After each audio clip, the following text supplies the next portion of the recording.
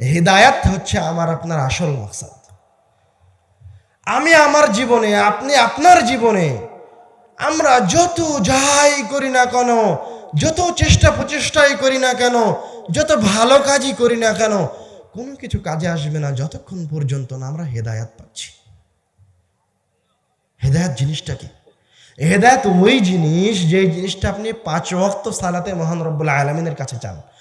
আমার আপনার 5 ওয়াক্ত সালাতের প্রথম প্রার্থনা আল্লাহর কাছে। আপনি মনে হয় কখনো চিন্তাই করে দেখেননি, আমার আপনার 5 ওয়াক্ত সালাতের, প্রত্যেক সালাতের প্রথম যে প্রার্থনা থাকে মহান রব্বুল আলামিনের কাছে, সেটা হচ্ছে হেদায়েত প্রার্থনা। দোয়াটা কি, আয়াতটা কি? ইহদিনাস সিরাতাল মুস্তাকিম। প্রথমে আল্লাহর নাম নিলাম, আল্লাহর প্রশংসা করলাম, আল্লাহ সকল কিছুর মালিক, আল্লাহর গুণগান গাইলাম। এত কিছু করে কেন এত কিছু গাইলাম, আল্লাহর এত প্রশংসা কেন করলাম? আল্লাহ রাব্বুল আলামিনের কাছে ইতিরাফ করলাম কিসের জন্য? যেন আল্লাহ রাব্বুল আলামিন কি দেয়? আল্লাহ রাব্বুল আলামিন যেন আমাদেরকে হেদায়াত দেয়। হেদায়াত হচ্ছে আমাদের মাকসাদ। এই যে আপনি কষ্ট করে করে 5 ওয়াক্ত সালাতে হেদায়াত চাচ্ছেন, এই যে একজন মানুষ আপনাকে হেদায়াতের দিকে আহ্বান করছে, এই যে আপনি নিজে আপনার সন্তানকে ভালো কাজের দিকে নিয়ে যাচ্ছেন, এটাও একরকম হেদায়াত। আপনার সন্তান 5 ওয়াক্ত সালাত আদায় করে না, তোকে আপনি পিটিয়ে মসজিদে নিয়ে যাচ্ছেন, এটাও হেদায়াত।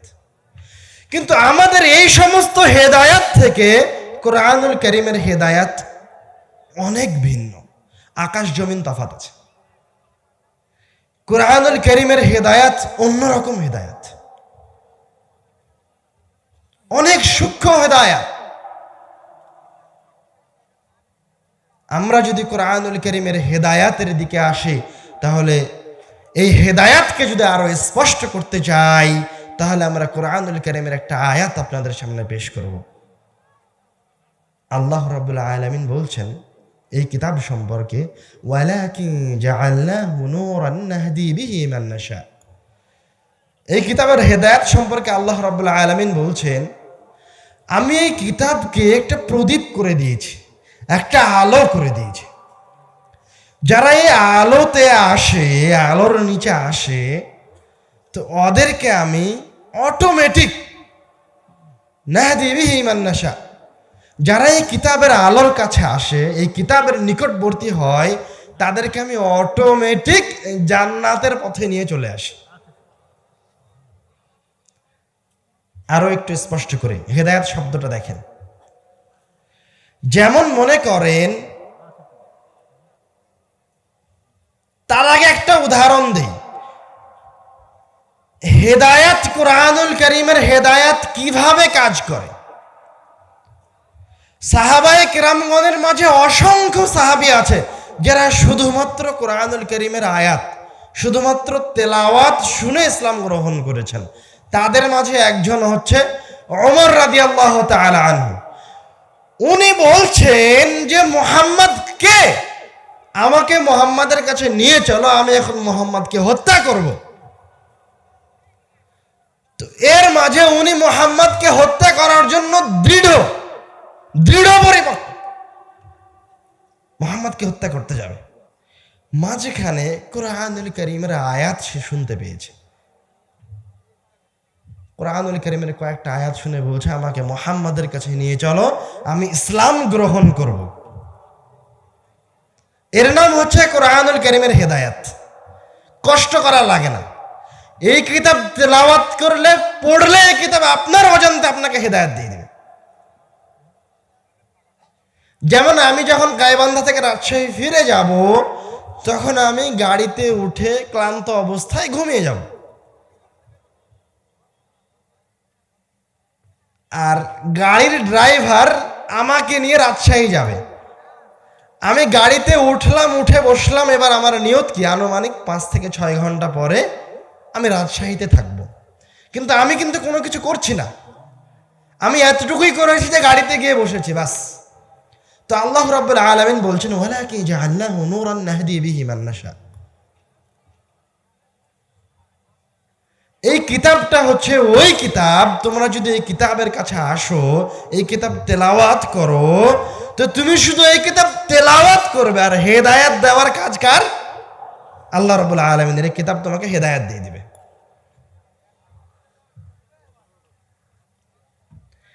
এইভাবে আল্লাহ রাব্বুল আলামিন এই হেদায়াতের শক্তিকে এই কিতাবের মাঝে দিয়ে রেখেছেন। এই হেদায়াত দেওয়ার একটা ঘটনা স্বয়ং আল্লাহ রাব্বুল আলামিন নিজে কোরআনুল কারীমে বর্ণনা করেছেন। জিনেরা তথ্য সংগ্রহের জন্য আসমানের নিকটে যেত, দুনিয়াতে কোথায় কি হবে কি ঘটবে সেগুলি সংগ্রহের জন্য। তো যাই খবর সংগ্রহ করে, হঠাৎ একদিন তারা আসমানের কাছে গেল, তো তাদেরকে শিহাব নামক তারকা ধাওয়া করে, আর তারা আসমানের নিকটে যেতে পারে না।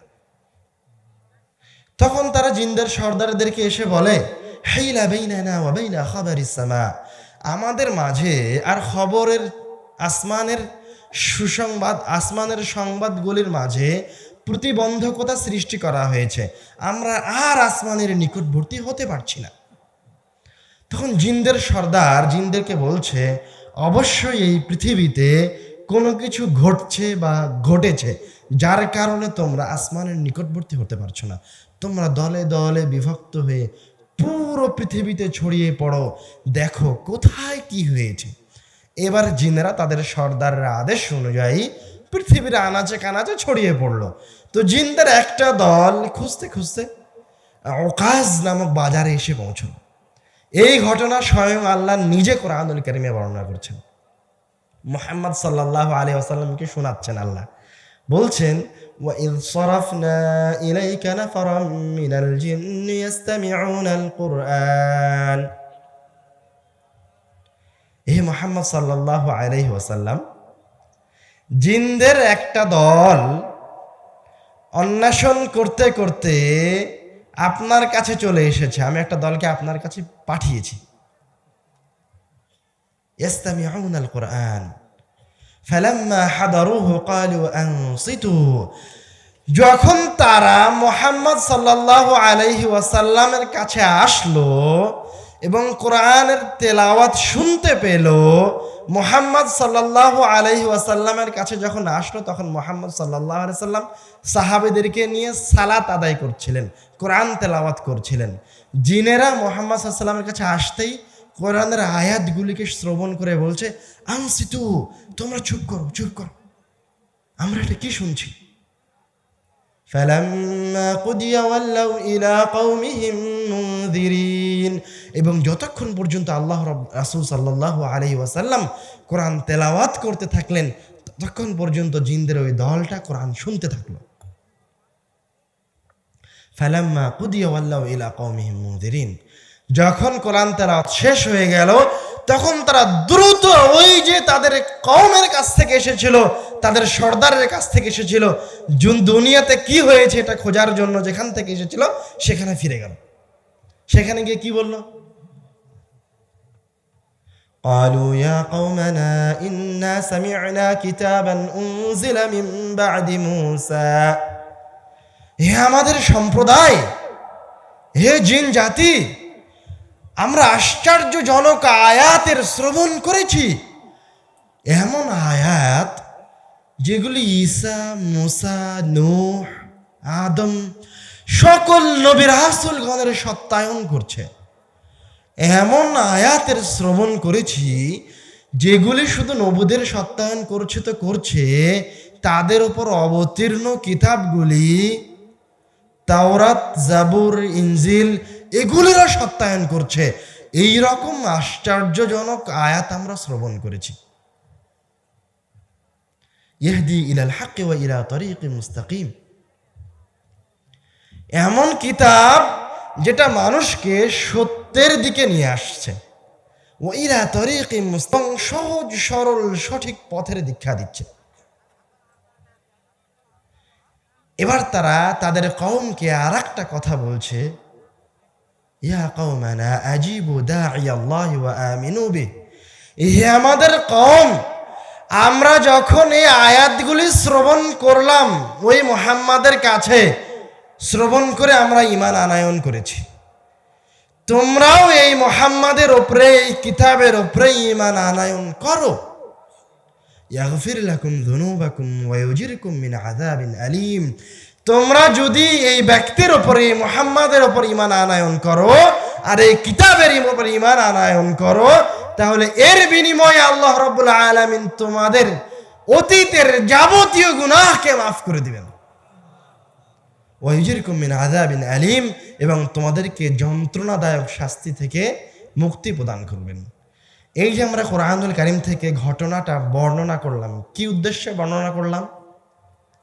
কোরআনুল কারীমের হেদায়াতকে দেখানোর জন্য বর্ণনা করলাম। কোরআনুল কারীমের হেদায়াত কতটা সূক্ষ্ম, কতটা সহজ। জিন আপনারা মনে হয় বুঝতে পারেননি।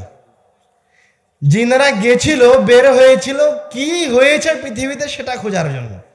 কোরআনুল কারীমের কয়েকটা আয়াত শ্রবণ করে ওরা ইসলাম গ্রহণ করে নিয়েছে। মানে কয়েক মিনিটের মাঝে, কয়েক সেকেন্ডের মাঝে কোরআনুল কারীমের কয়েকটা আয়াত তাদেরকে হেদায়াত দিয়ে দিয়েছে। এটি কোরআনুল কারীমের সবচেয়ে বড় শক্তিগুলির মাঝে একটা শক্তি। এই শক্তি আল্লাহ রাব্বুল আলামিন এই আসমান জমিনের মাঝে অন্য কাউকে দেননি। যে শক্তি আল্লাহ রাব্বুল আলামিন এই কিতাবের কাছে দিয়ে রেখেছেন। অথচ আমরা এই কিতাবের অর্থ সম্পর্কে অবগত নই। এই কিতাবের আয়াতগুলি দিয়ে আমরা কিভাবে উপকার পাবো তার সম্পর্কে অবগত নই। এই কিতাবের সূরাগুলি আমাদের কিভাবে উপকার দিবে তার সম্পর্কে আমরা অবগত নই। কে কে বলতে পারবে আল কোরআন শব্দের অর্থ কি? হাত উঠান দেখে কয়জন বলতে পারেন? অল্প কয়েকজন ভাইকে দেখছি যারা হাত উঠিয়েছেন। এই কিতাব আমাদের পরিচয় বহন করে। এই কিতাব ছাড়া যে আপনি যে মুসলমান তা আপনি প্রমাণই করতে পারবেন না। এই কিতাব ছাড়া আপনার নবী যে মুহাম্মদ আর মুহাম্মদ যে সত্য এটা আপনি প্রমাণই করতে পারবেন না। অথচ এই কিতাবের নাম আপনি জানেন না।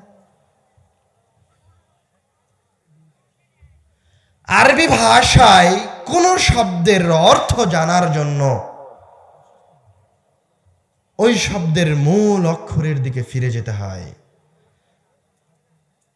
আমরাও যদি আল কোরআন শব্দের অর্থ জানতে চাই তাহলে এই শব্দের মূল অক্ষরের দিকে ফিরে যেতে হবে। দেখতে হবে আল্লাহ রাব্বুল আলামিন এই শব্দকে তার কিতাবে কি অর্থে ব্যবহার করেছেন। আল্লাহ রাব্বুল আলামিন কোরআনুল কারীমে বলছেন,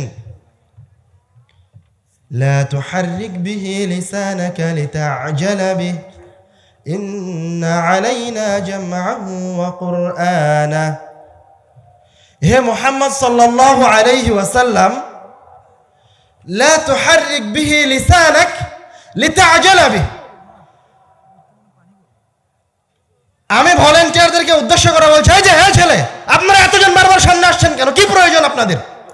যার স্টেজে আসার প্রয়োজন আছে তাকে পাঠিয়ে দেন একাই। এতজন আসতে হবে কেন? দেখতে পাচ্ছেন না অসুবিধা হচ্ছে মানুষের? কি করেন? কি দায়িত্ব পালন করেন? সবাই ফিরে যান, সামনে থেকে সরে যান। সবাই সামনে থেকে সরে যান, কাউকে থাকা লাগবে না। আরো পিছনে যান, শেষ মাথায় চলে যান।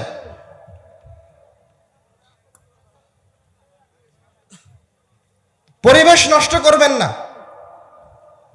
আমরা গুরুত্বপূর্ণ আলোচনা করছি, আপনি কিভাবে বুঝবেন? আপনার তো এতটুকু হিদায়াত জ্ঞান নাই। আপনি তো আপনার জীবনের যে 25 বছর পার হয়ে গেছে, 30 বছর পার হয়ে গেছে, আপনি তো মূল্যায়ন করতে পারেননি। আপনার তো লজ্জাও নাই, শরমও নাই। লজ্জাও নাই, শরমও নাই, হায়াও নাই। আলোচনার শুরুতে এতবার বলার পরেও আপনি কিভাবে, কোন লজ্জায়, কোন শরমে আবার এদিকে আসলেন? একটু শরম করেন। আল্লাহ রাব্বুল আলামিনের এই কিতাবকে একটু মূল্যায়ন করার চেষ্টা করেন। অন্তত কয়েক ঘন্টার জন্য, অন্তত একটা ঘন্টার জন্য মূল্যায়ন করেন। কেন আপনারা সবাই এদিকে আসার প্রয়োজন মনে করছেন একসাথে?